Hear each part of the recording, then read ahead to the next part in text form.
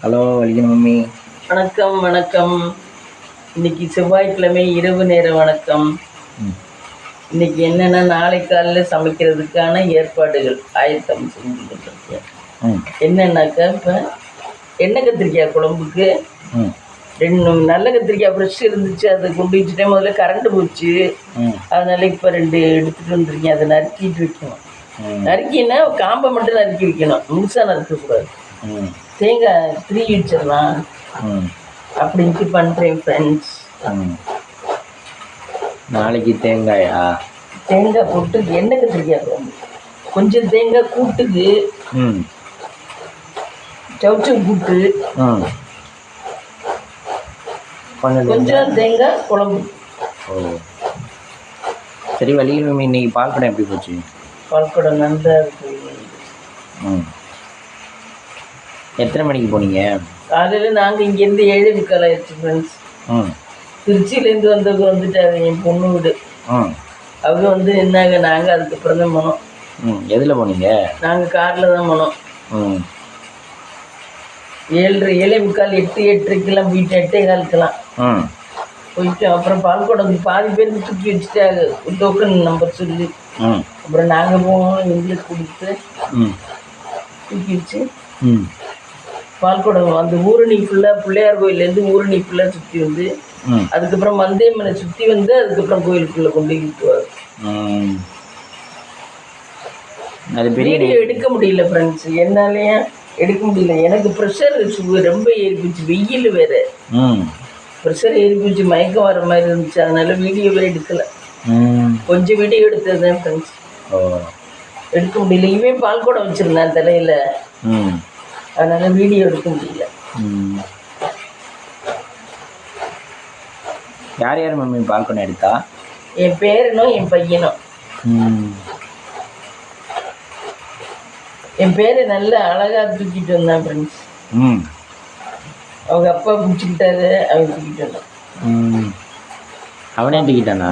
அவனே தூக்கிட்டு வந்தான். அவனே பிடிச்சிக்கிட்டேன் செம்பு, வெள்ளி செம்பு, அதை பிடிச்சிக்கிட்டேன்.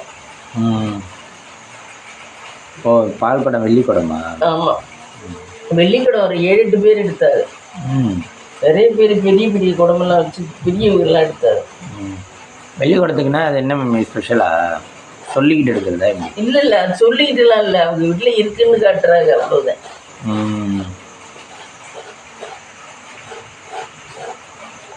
ஸ்பெஷலு பித்தளை குடம், அப்படி இல்லைன்னா இது பால்குடம் எடுக்கிறது.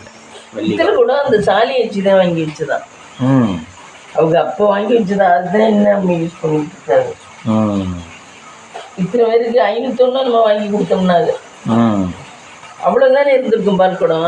400-500 தான் இருக்கு, அவ்வளோதான் இருந்துச்சு. அதை 501 நம்ம வாங்கி கொடுத்தோம் சொல்லிக்கிட்டு. நம்ம வீட்டுக்கு எய்த்தாப்புல இருந்துச்சுல்ல சாலி வச்சு, அவங்க அரிமளத்துலேருந்து அங்கே போய் வாங்கி கொடுத்தாங்க. ஆமாம், அவங்களுக்கு ராயவரத்தில் தான் அவங்க சத்துணவு வேலை பார்த்தாங்க. சத்துணவு வேலை பார்த்ததுனால அங்கேயே வாங்கி கொடுத்துருக்காரு. எந்த ஊரில் இருக்குமோ அதை அந்த ஊர் கோயிலில் தானே கும்பிட்டுக்கணும், அந்த ஊர் தெய்வம் தானே. என்ன சாமி கும்பிட்றதுனால ஒன்றும் தப்பு ஒன்றும் இல்லை. நம்ம இங்கேருந்து கடல் கடந்து போய் கூட கும்பிட்றோம். ஆமாம், இன்னும் மலேசியாவில் சிங்கப்பூர்லாம் முருகன் கோயில் அப்படி இருக்குமா? சிங்கப்பூர்லாம் இந்த பங்குனி உத்திரம்லாம் சிங்கப்பூரில் சூப்பராக இருக்குமா. இன்னும் சோலை பண்ணி இதெல்லாம் போயிட்டு. அப்புறம் தமிழ் வருஷம் பிறக்கிறது தான் இங்கே நல்லா இருக்கும். ஆமாம், தைப்பூசம், பங்குனி உத்திரம், அங்கேயும் நல்லா இருக்குமா.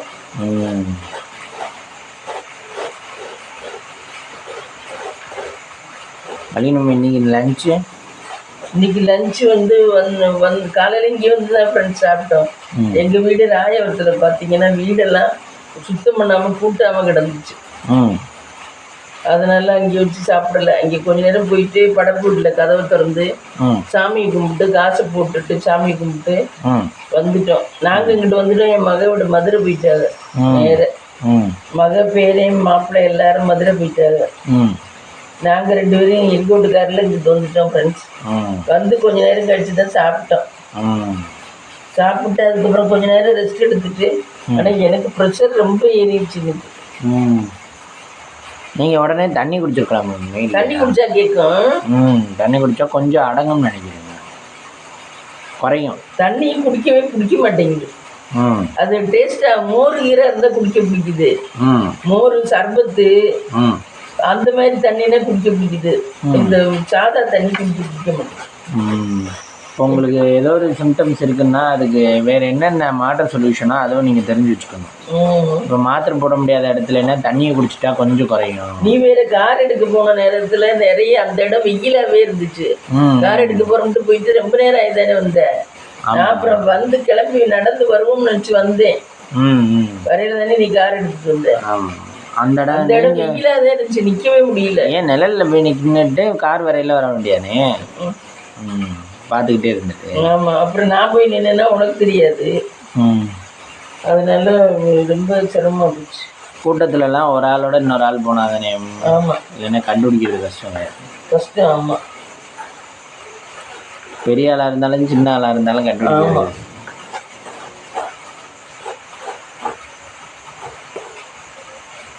கூட்டம் ரொம்ப ஒன்றும் இல்லை இந்த வருஷம், கொஞ்சம் கம்மியாக தான் இருந்துச்சு. இல்லைன்னா கூட்டம் கூட வரும். கூட வரும். ஆமாம், ஆனால் இப்போ மே மாதம் வெளியெல்லாம் அவ்வளோ பேர் பொங்கி வலியும்.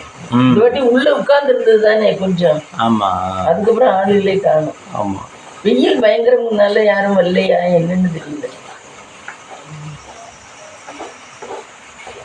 இது வாடிக்கை எடுக்கிறவங்க எடுப்பாது நம்ம. ஆமாம்,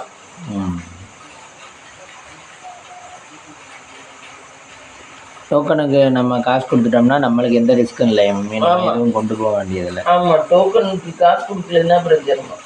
இப்போ மற்ற கோயிலெலாம் நம்ம எல்லாமே கொண்டு போகணும். நம்ம தான் கூட கொண்டு போகணும் மற்ற கோயிலெலாம்.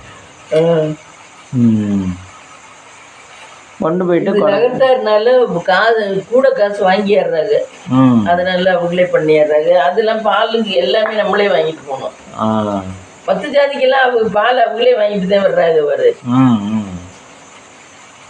நம்மளுக்கு எல்லாம் செட்டாக கொடுத்துட்றாங்க. ஒரு மாலை ஒன்று போட்டு நம்மளை அவங்கள சாமி மாரி பால் கூட வச்சு விட்டுட்டு வரீங்க.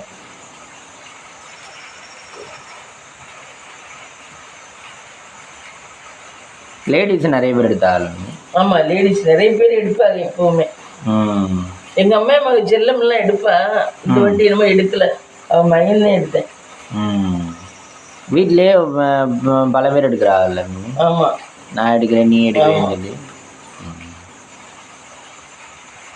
அது பூர்வீகமாகவே ஒரு கோயிலில் விசேஷம்னா நம்ம கலந்துக்கணும், நம்ம ஊர் கோயில்களில். ஏன்னா அவங்களுக்கு ஒரு கொண்டாட்டம். அதில் நம்ம கலந்துக்கிட்டாது நம்மளுக்கு ஒரு நல்லது நடக்கும். புரியுதா? நம்ம எல்லாத்தையும் அவாய்ட் பண்ணிட்டு இருந்தோம்னா சரியா வராது. கோயிலுக்கெல்லாம் கலந்துக்கணும். சாமிக்கு ஒரு விசேஷங்கள் கலந்துக்கணும். நம்ம கும்பிடுற சாமிகளுக்கு எதுக்காக இருந்தாலும் விசேஷம்னா கலந்துக்கணும். திருவிழா தேர் ஒரு அர்ச்சனை பண்ணி சாமி கும்பிட்டு வரோம், வேற என்ன பண்ண போறோம்? என்ன அவங்க புட்டோசியில விழிச்சு இந்த என்னென்னமோ பண்றாங்க. நம்ம அட்லீஸ்ட் ஒரு அர்ச்சனை பண்ணி சாமி கும்பிட்டு வரப்போம், வேற என்ன பண்ண போறோம்? அதுவாக செய்யலாம்ல, மனுஷரா பிறந்ததுக்கு. அது கூட செய்யாம என்னதான் பண்றது? அதுல கோயில் தேர் திருவிழாவெல்லாம் போயிடணும், யாருமே போகாம இருக்கக்கூடாது. உங்களுக்கெல்லாம் இப்ப சொல்லி வைக்கிறேன், இது எனக்கே தெரியாது. முன்னாடிலாம் நானே சைலண்டா தான் இருப்பேன். ஏன்னா சாமிக்கு ஒரு கொண்டாட்டங்கள நம்ம போய் கலந்துக்கிட்டதே நமக்கும் நல்லதெல்லாம் நடக்கும். சாமி நினைக்கும்ல, அப்புறம் எனக்கு ஒரு நல்லது நடந்துச்சு நீ வந்து பாத்தியா, உனக்கு மட்டும் எப்படி நான் செய்வேன் அப்படின்னு நினைக்கும்ல சாமி. அது தொடர்ச்சியாக கும்பிட்டுக்கிட்டு இருந்தாலும் அது நம்ம போய் தான். ஆமாம், இப்போ மாதம் வருஷம் நம்ம இதில் சிவன்ராத்திரிக்கு போயிருக்கணும். இதுக்கு மூலக்குடி போகாமல் விட்டுட்டோம். அங்கே கொண்டாட்டம் அதுதான், நம்ம மூலக்குடி சாமிக்கு கொண்டாட்டம் சிவன்ராத்திரி தான். மற்றது எதுவும் மற்றது எதுவுமே இங்கே விசேஷம் கொண்டாடுறது இல்லை. அதுக்கு போயிருக்கணும் நம்ம. அதுக்கு போகாமல் அமாவாசை அன்னைக்கு. ஆனால் மற்ற கோயிலெல்லாம் தேர்லாம் வைக்கிறாங்க, அங்கே தேர்லாம் கிடையாது. அங்கே நகர்த்தார் கோயிலில் இல்லை, அது காட்டுக்குள்ளே தானே இருக்குது சாமி. நகர்த்தார் கோயிலில் தான் தேர் இந்த மாதிரிலாம். அப்போ விலங்குகள் மாரியம்மன்கள்லேருந்து இருக்கிறாங்க. ஆமா, இங்க நகரத்தார் தான் நிறைய பேர் இருக்காங்கல்ல. நகரத்தார் இருக்காங்கல்ல, இது நகரத்தார் ஊர் தானே. அரிமளம், கடியாப்பட்டி, ராயவரம்லாம் அதனால அது அப்படி கிடையாது. மூலக்குடியெல்லாம் அங்க வேளார்களே கொஞ்சம் தள்ளி தானே வந்து குடியிருக்காங்க. கோயில் மட்டும்தான் நடுவுல இருக்கு. வேளார்களே கொஞ்சம் தள்ளி தானே வந்து குடியிருக்காங்க. ஆனா மம்மி எல்லாரையும் வர வச்சிருது மம்மி. ஆமா, எது அங்கே சொன்னோன்னு மூலக்குடியா? அங்கே எல்லாமே வர வச்சிருது. காரில் எல்லாரும் வந்து இவ்வளோ பெரிய பணக்காரர்களும் வந்து ஜாமீன் கொண்டு போயிடா.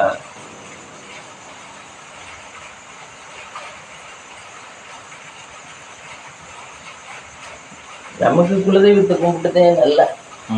இப்போ இந்த கல்யாணம் ஒண்ணுங்க ரொம்ப டிலே ஆகுது. அது என்னன்னு தெரியல. மிச்செல்லாம் நான் வேண்டி எல்லாமே கொடுத்துருக்காரு. இன்கம் நம்ம சம்பாதிச்சோமோ இல்லையோ ஏதோ ஒரு விதத்துல நமக்கு பணம் கிடைச்சு வீடு கட்டிட்டோம், என்ன கார் வாங்கிட்டோம், எந்த பிரச்சனையும் நமக்கு கொண்டாந்து விடலை கடவுள். மற்றவங்களை விட நம்மளை மேன்மையாக தான் வச்சிருக்காரு. என்ன ஒருத்தவங்களுக்கு ஒரு வேற வேற விதத்துல ப்ராப்ளம். நம்ம மற்றவங்க எவ்வளவுதான் சம்பாதிச்சு மேன்மையா இருக்காங்க, நம்ம அவ்வளோதெல்லாம் கிடையாது. என்ன அப்படி இருந்து நம்ம மேன்மையாக தான் இருக்கோம் அவங்கள விட. ஒருத்தவங்களுக்கு ஒரு விதத்துல ப்ராப்ளம் இருக்குல்ல. ப்ராப்ளம். ஆமாம், அது கடன், இந்த கடன், ஆமாம், அது இதுன்னு. நம்ம வந்து கடன்லாம் வாங்க போகிறதே கிடையாது. கடன்னா அப்பா இந்த நிறைய பேர் இந்த பொருள் இஎம்ஐல வாங்கி கடன் வச்சிருக்காங்க. ஆமாம், டிவி வாங்கி, வண்டி வாங்கி. ஆமாம், நம்மள்ட்ட இதெல்லாம் கூட கட்டிடலாம். பெரிய வீடு தான் இஎம்ஐல வாங்கவே கூடாது. வீடு மட்டும் இஎம்ஐல வாங்கவே கூடாது, கட்டவே கூடாது. அது என்ன 25 லட்சம் நம்ம வாங்கினா அவங்ககிட்ட 25 வருஷம் கழிச்சு கட்டும்போது 50 லட்சமா கட்டுறோம். அது என்ன லாபம் இருக்கு? அதுக்கு அந்த கொஞ்ச நாள் வெயிட் பண்ணி அந்த காசை சேர்த்து வச்சிருந்து போட்டோம்னா கூட வீடு கட்டிடலாம். வீடுக்கு மட்டும் இஎம்ஐ வாங்கவே கூடாது, முட்டாள்தனம். ஆனால் நிறைய வாத்தியார்கள்லாம் வாங்குறாங்க, டீச்சர்ஸ் எல்லாம் இஎம்ஐல தான் வாங்குறாங்க. அதான் ஆயுஷ்க்கும் கட்டிக்கிட்டு இருக்கணும். ஆயுசுக்கும் கட்டிக்கிட்டு இருக்கணும். ஆமாம், ஆயுசுக்கும் கட்டிக்கிட்டு இருக்கணும். இந்த கார்த்திகை இஎம்ஐல தான் அந்த வீடு கட்டினாரா. கடைசி அவங்க க்ளோஸ் பண்ணணும்னு நினச்சி அந்த பொண்ணு கல்யாணத்துக்கு எது பணம் தேவைப்பட்டுச்சு போல. அது அந்த பொண்ணு கல்யாணத்துக்கு பணம் க்ளோஸ் பண்ணணும்னு நினச்சி போனால் கட்டினது குறையவே இல்லையா. திருப்பி 7 லட்சம் வாங்கினானா 7 லட்சத்துக்கு 5 லட்சம் திருப்பியும் கட்டுற மாதிரி தான் இருந்துச்சா. அவங்க கட்டணும். நீங்கள் இவ்வளோ நாள் வட்டி தான் கட்டிக்கிட்டு இருந்தியா, அசலே கட்டலைன்ட்டாங்களா. அப்புறம் அதை வாங்கிட்டு வந்து அப்புறம் அந்த பொண்ணுக்கு அது திருப்பி தான் கல்யாணம் பண்ணார். அவங்களே வீடு அடங்கி வச்சுதான் வீடு கட்டிக்கிட்டாங்க. இது இஎம்ஐல தான் வீடு கட்டிக்கிட்டாங்க. இடத்த அடகு வச்சு வீடு கட்டிக்கிட்டாங்க இஎம்ஐ. அது அவன் கடைசி கண்டு இவ்வளவு தூரம் கட்டிட்டோம், எத்தனையோ வருஷம் கட்டிட்டாங்கண்ணா. சரி குறைஞ்சிருக்குன்னு போய் பார்த்தா திருப்பியும் அவங்க அதே தொகைதான் கட்டணுங்கிறாங்க. அப்புறம் என்னடா இவ்வளவு நாள் நாங்க கட்டினோம், என்ன நீங்க வட்டி தான் கட்டிருக்கீங்க அப்படிங்கிறாங்களா. கேட்டுக்க கதை. அவங்கள்ட்ட எல்லாம் நம்ம என்னத்த பேச முடியும்? பேங்க்ல எல்லாம் ஒன்றும் பேச முடியாது. நம்மளுக்கு ஒரு எவிடன்ஸ் இருக்குல்ல மம்மி? எவிடன்ஸ் இருக்கு. அவங்க போடுற கணக்கு அப்படித்தான் போட்டுக்கிட்டு தான் இருக்காங்க பேங்க்ல எல்லாம் போனா. ஒரு வட்டி வாங்குவாங்கன்னு நினைக்கிறேன். ஆனா ஒரு வட்டின்னு சொல்றாங்க, ஆனா கூட தான் இருக்கும்னு நினைக்கிறேன். 25 லட்சம் வாங்கினீங்கன்னா 50 லட்சம் கட்டணும். அந்த 25 லட்சம் தான் நம்ம வட்டியா ஃபர்ஸ்ட் 25 வருஷமும் கட்டிக்கிட்டு இருப்போம். ஒரு 10 வருஷம் வட்டி அந்த 25 லட்சமே தான் கட்டிக்கிட்டு இருப்போம். என்ன 25,000 கட்டினோம்னா அப்படித்தான் கட்டினோம்னா எவ்வளவு வரும்? அப்படித்தான் வரும். ஆனா வீடு மட்டும் இஎம்ஐல கட்டக்கூடாது. கார் கூட பரவாயில்ல, கார் லோன் கூட அவ்வளவு இன்ட்ரெஸ்ட் இல்லை.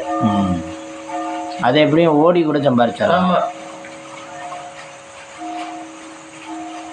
வீடெல்லாம் பணம் இருந்தா தான் கட்டணும். இல்லைன்னா போய் சமைச்சவனே குடியிருந்துட்டு போக வேண்டியது. ரெடி கேஷ் இருந்தா கட்டணும். ஆமா, ரெடி கேஷ் இருந்தா கட்டணும்.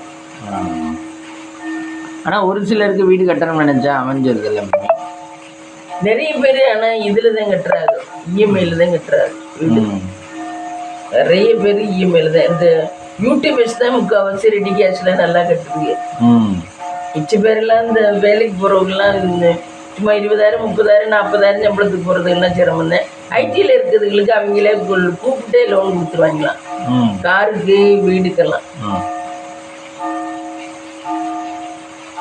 அவங்க கட்டிடுவாங்க. அவங்க சம்பாதிக்கிறது அதே மாதிரி கட்டுறதும் ஈஸியாக கட்டிடுவாங்க.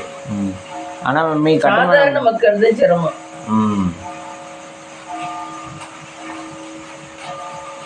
அதனால வீடு மட்டும் இஎம்ஐல கட்டவே கூடாது. இதை உபயோகப்படுத்துகிற பொருள் வாங்கலாமா? அது வாங்கலாம். Fridge, washing machine. எனக்கு என்னமோ கடன் வாங்குறதே பிடிக்காது எதுலேயுமே. இப்போ இந்த சொல்கிற ஆளுமே ₹1 டவுன் பேமெண்ட்டில் நீங்கள் ஃபோன் எடுத்துகிட்டு போகலாம், அதை எடுத்துகிட்டு போகலாம், இதை எடுத்துகிட்டு போகலாம். இப்போ ஒரே ₹1 கட்டினா போகணும் அப்படின்னு சொல்கிறாங்க. அதெல்லாம் வட்டி எக்கச்சக்கமாக போடுவாங்களா? ஆனால் நம்ம சொல்கிறோம்ல, மோஸ்ட்லி இந்த கார்லாம் வந்து டியூவில் எடுத்தால் தான் அவங்க வந்து சர்வீஸ் வந்து ஒழுங்காக பார்த்துருவாங்க. ஆமாம் ஆமாம். அதே மாதிரி தானே எல்லா பொருளும் ஃபோன் வாங்குறது தான். இப்போ நம்ம டியூவில் எடுத்தோம்னா சர்வீஸ் அவங்களே பார்த்துருவாங்கல்ல. நமக்கு அது மனசுக்குள்ள ஒரு பாரமாவே இருந்துகிட்டு இருக்கும்ல. சம்பளம் வாங்கினோம்னா அது கட்டணும், அது கட்டணும். இப்ப நம்ம காருக்கே அது தோணிக்கிட்டே இருக்கா இல்லையா? மாசம் மாசம் எடுத்து வைக்க வேண்டியதா இருக்கலாம் மெனக்கெட்டு. இல்லைன்னா அந்த டேட் செலவுல குறைச்சு தானே அதை எடுத்து வைக்கிறோம். இல்லைன்னா அந்த டேட் வந்துருமோன்னு பயப்பட வேண்டியிருக்கு. அந்த பயத்தோட வாழ்றது எப்படி கஷ்டம் தானே. வேற இல்லைன்னா வேற இல்லைன்னா அதை பார்க்கற முடியாது. நம்ம என்னைக்கு ஏன் பண்ணி என்னைக்கு பார்க்கறது? அப்படிதான். நகை இருந்தா அடகு வைக்கலாம், அது பெஸ்ட். என்னை கேட்டேன், ஜுவல்ஸ் இருந்தா அடகு வச்சுட்டு வாங்கலாம். ஜுவல்ஸ் நிறைய இருக்கிறது, நகையை அடகு வச்சு ஒரு ஜாமான் வாங்கலாம். இவங்கிட்ட இஎம்ஐல கட்டுறதுக்கு பதிலாக அது பண்ணலாம். அது சேஃப்டி. இடமும் அப்படி வாங்கலாம், நகையை அடகு வச்சு.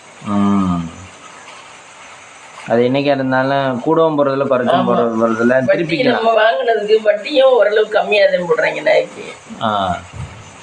அதனால அது பரவாயில்ல.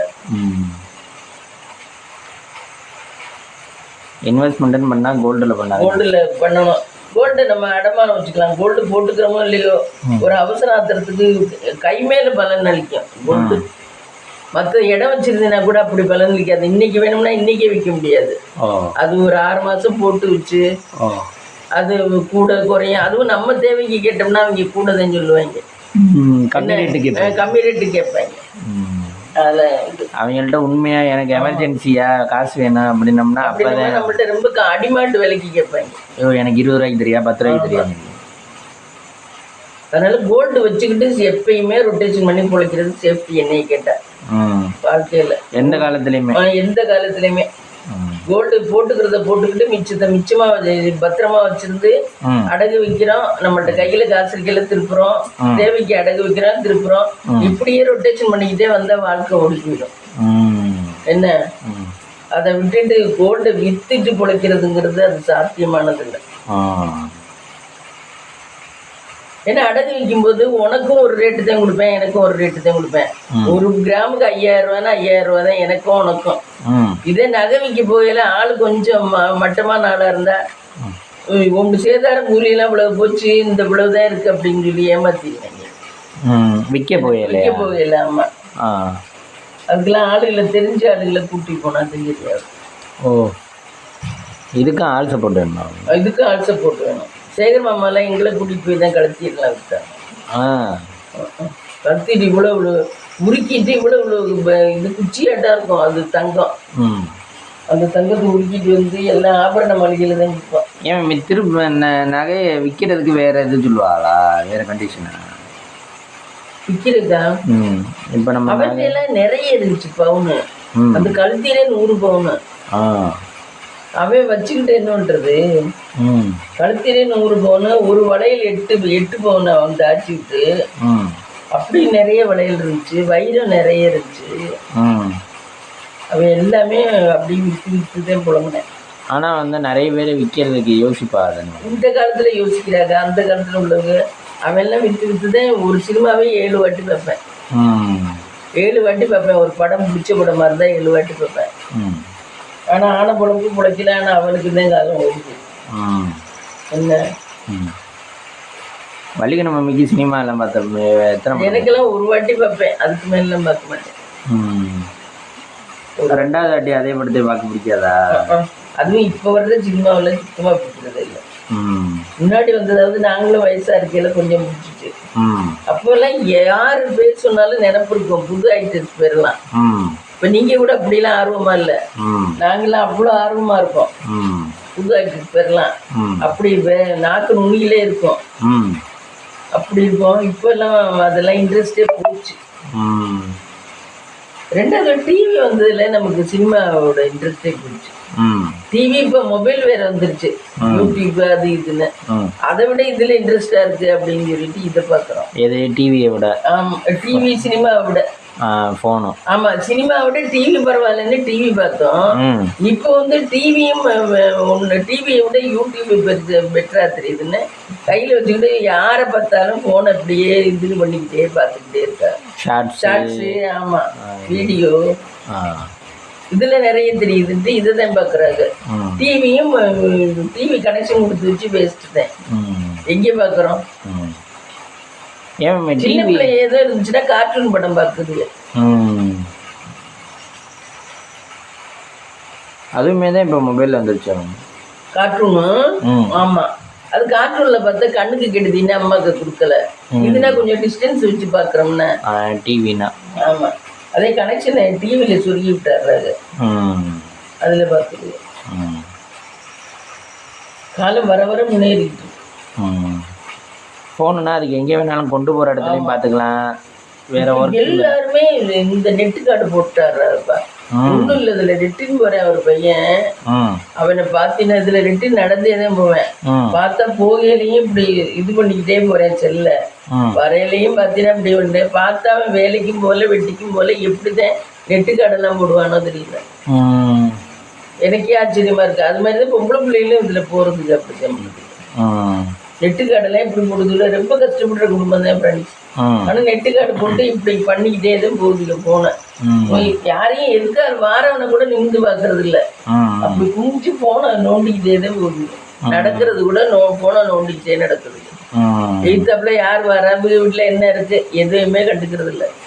பெரிய குபேந்திர வீட்டு பிள்ளைகளாட்டம் போகுது நெட் இது செல்ல நோண்டிக்கிட்டே. அப்படி தேவை உலகமா போச்சு, ரொம்ப மாறி போச்சு.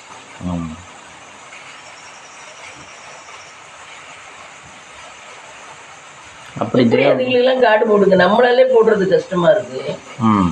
எப்படி கார்டு போடுங்க? இப்போதான் ஆஃபர் தராங்களே mummy, super hero, hero unlimited என்னென்னவோ இதெல்லாம் தராங்களே மம்மி நேம். அதில் என்னென்னா டெய்லி 1 GB மாதத்தில் ஒருக்கா ஃப்ரீ தரேன். அது மாதிரி நிறைய பெனிஃபிட்டும் இல்லையா? அதுக்கு மாதத்துக்கு போட்டு தான் பண்ணிக்கிட்டு போகுதுன்னு நினைக்கிறேன். இப்போ வந்து அது இன்றியமையாது ஆயிடுச்சு மம்மி.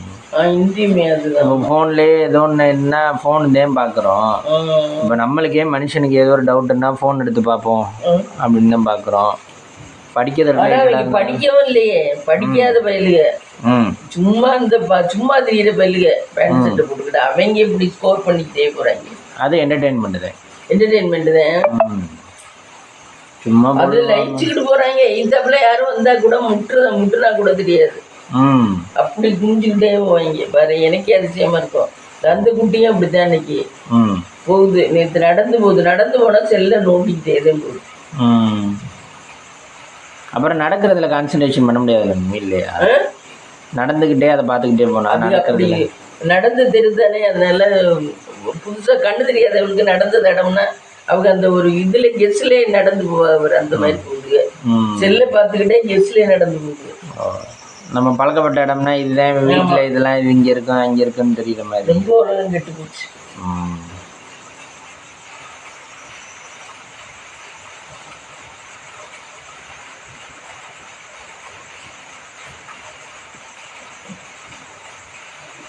ஆனா பெரியவங்க நிறைய பேர் செல்லு பார்க்கறத நிறுத்திட்டாரு.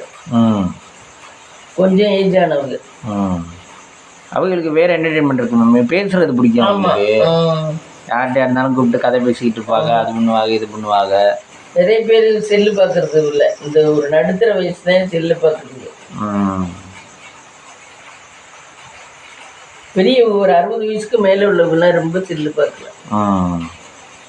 அவங்களுக்கு வேற என்டர்டைன்மெண்ட். சேகர் நம்ம உலகத்துல இருக்கு, சேகர்லாம் செல்லே பார்க்க மாட்டாப்புல.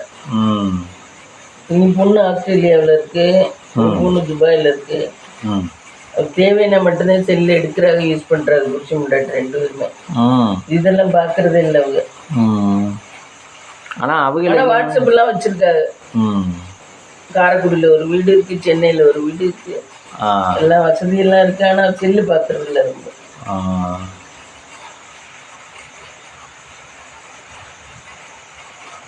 அவங்களாம் அப்படி பழகிட்டாரு. இப்போ உள்ள பிள்ளை எப்போ பிறக்கும் போதே செல்லோடைய பிறக்குது, பிறந்து விழியிலே செல்லோடையதான் பிறக்குது. தாரணேஷ் ஆனா மாத்திக்கிறேன். அவங்க ஸ்கூல்ல கேக்குறாங்க, நீ எவ்வளவு நேரம் செல்லு பார்த்த, எவ்வளவு நேரம் டிவி பார்த்தேன்னு. அதை மறுநாள் டைரியில எழுதணும்.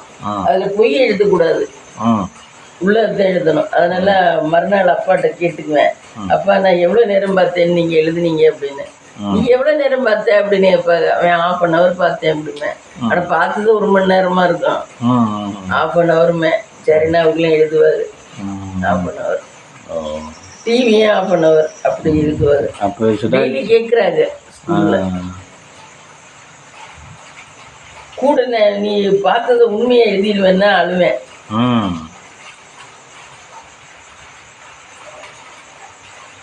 அப்படி பண்ணுவேன்.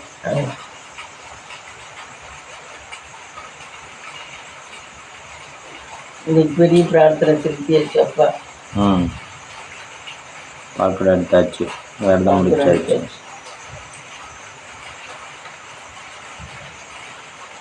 சாமிக்கெல்லாம் சொல்லிக்கிட்டா அது நிவர்த்தி செஞ்சுட்டாகணும். எனக்கெல்லாம் அது சாமிக்கு செஞ்சுட்டு வந்தாதே மருகா நிம்மதியா இருக்கும். அந்த பொறுப்பு இருந்துக்கிட்டே இருக்கும். பொறுப்பு இருக்கவங்களுக்கு தான் இந்த ப்ரெஷர்லாம் வருது. ப்ரெஷரு, சுகரு இதெல்லாம் வருது. ஏனோ தானோன்னு தெரிகிறதுக்கு அதெல்லாம் ஒன்றும் இல்லை. விரதம் இன்னையோட முடிஞ்சு முடிஞ்சாகணும். மம்மி இந்த பாதி பேர் விரதம் சொல்லிட்டு எல்லா பழத்தையும் சாப்பிட்றாங்களே, அது நல்லதா? இல்லை, அதெல்லாம் சாப்பிடக்கூடாது. சபரிமலைக்கெல்லாம் அப்படி போகிறவங்க நிறைய பேர் ஆக்சிடென்ட் ஆகலாம் இருக்கிறாரு.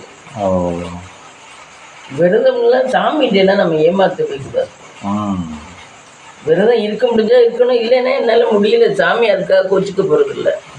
என்னால் முடியல, நான் இதுங்களேன்னு சொன்னால் சாமி அதுக்காக கோச்சிக்கிட்டு பழி வாங்குவோ என்னவோ பண்ணாது. எந்த சாமியுமே மனுஷருடைய குணம் தான் பழி வாங்குறது. எந்த சாமியும் பழி வாங்குவோ இதுக்கு கூடாது. நம்ம சாமி மேல ஒரு பிரியத்தின் பேர்ல தான் இதெல்லாம் செய்யறோம். நம்மளா ஒரு மனசு திருப்திக்கும் பிரியத்தின் பேர்ல தான் செய்யறோம். இதுல நம்ம இதுல சாமி ஏமாத்தி என்னன்றது. ஆனா ஐயர் வீடு நிறைய பேர் மட்டன் இதெல்லாம் சாப்பிடுறாங்க. அது வேற, அது ஜாதி தான், சாமி ஏமாத்தல.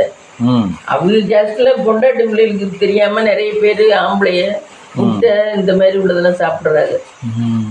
நிறைய ஐயருக்கு சாப்பிடுறாங்க. அதெல்லாம் சாப்பிடக்கூடாதுதான். ஆனா அவங்க சாமி இதுக்கு போகையில குளிச்சுன்னு நீட்டா போவாங்க. அவருக்கு உச்ச நேரம் சாப்பிட்டு அவருக்கு அப்புறம் வாழ்க்கையை அவங்களே என்ஜாய் பண்ணணும்ல.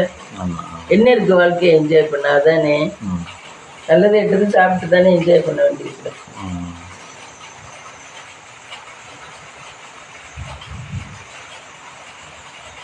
ஆனா சாமிக்கு இல்லாமன்னா கரெக்டா இருக்கணும். இந்த நாங்க ஒரு நாள் நம்ம கோயில்ல பாரு, இது ஆஞ்சநேயர் கோயிலுக்கு வடமாளிக்கு கொடுத்துருந்தேன் ஃப்ரெண்ட்ஸ். ஒரு வாட்டி கொடுத்துருந்தா ஐயர்கிட்ட 700 ரூபாயா 500 ரூபாயா கொடுத்துருந்தேன். வடமாளிக்கு சாத்தணும் அப்படின்னு சொல்லிட்டு. அவரு காலையிலன்னா சாயந்தரம்னாரு, சாயந்தரம்னா காலையினாரு, இப்படினாரு. சரி சாயந்தரம் வாங்க, நான் வடமாலை சாத்தி வைக்கிறேன் அப்படின்னாரு. போனா சாயந்தரம் போனா நான் என் பொண்ணு இவங்கெல்லாம் போறோம். கடைசி அவர் வந்து அவர் தண்ணி அடிப்பார் போல அந்த ஐயர் பெருமாள் கோயிலுக்கு.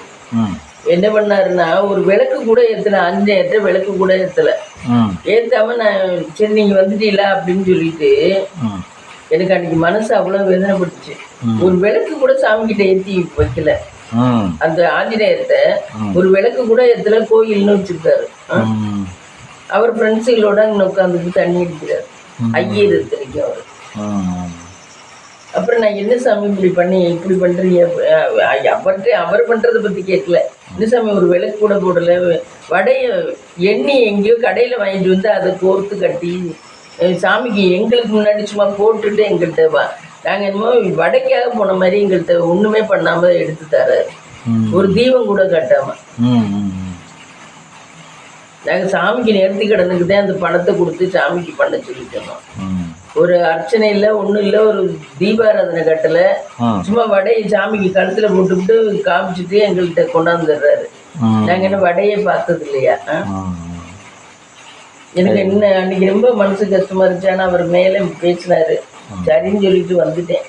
சரி போங்க அப்படின்னு சொல்லிட்டு வந்துட்டேன். ஆனால் அது அப்புறம் எனக்கு அவ்வளோ மனசு கஷ்டமா இருந்துச்சு. சாமிக்கெல்லாம் ஏமாற்றவே கூடாது. சாமிக்கெல்லாம் சொல்லிட்டோம்னா செய்யணும்.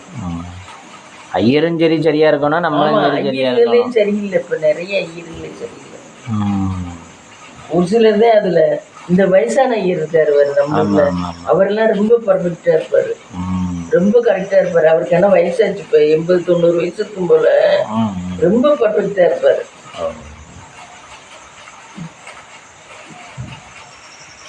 நமக்கு கணபதி உங்களுக்கு வந்தார்ல, அவர் வந்து ராசி நல்ல ராசி. அவரு நல்ல புண்ணியம் தான் நமக்கு. பழுத்த பழம் மாதிரி நல்ல வயசானவர். ஆமா. ஆனா நம்மளுக்குமே அவர் நெய்வேத்தியம்லாம் ஒழுங்கா கொண்டாடணும். அவரு அதெல்லாம் கொண்டாடல. அவரு கொண்டாடாம தான் பண்ணாரு. நெய்வேத்தியத்துக்குலாம் ஏதோ கொண்டாடணும். அது அவர் என்ன நினைச்சாரோ நம்மளுக்கு எல்லாம் நல்லது நல்லது. ஆமா.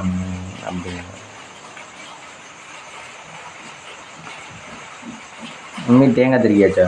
தேங்காய் திருக்கியாச்சு. நைட்டுக்கு டின்னர் மம்மி? நைட்டுக்கு டின்னர் இட்லி இருக்கு. காலையில் செஞ்சது இட்லி இருக்கு ஃப்ரெண்ட்ஸ். எனக்கு அது போதும்.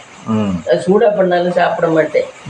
இட்லி இருக்கு, மிளகா சட்னி இருக்கு, தக்காளி சாதம் இருக்கு, போதும். இதோட விட்டுருவோம், நாளைக்கு காலையில் பண்ணிக்குவோம்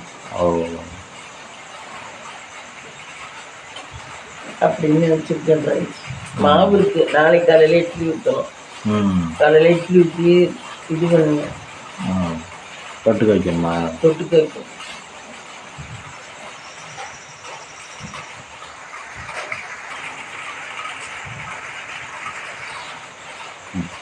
ஃப்ரெண்ட்ஸ், இந்த வீடியோ பிடிச்சிருந்தா லைக் பண்ணுங்கள், ஷேர் பண்ணுங்கள், கமெண்ட் பண்ணுங்கள், சப்ஸ்கிரைப் பண்ணுங்கள்.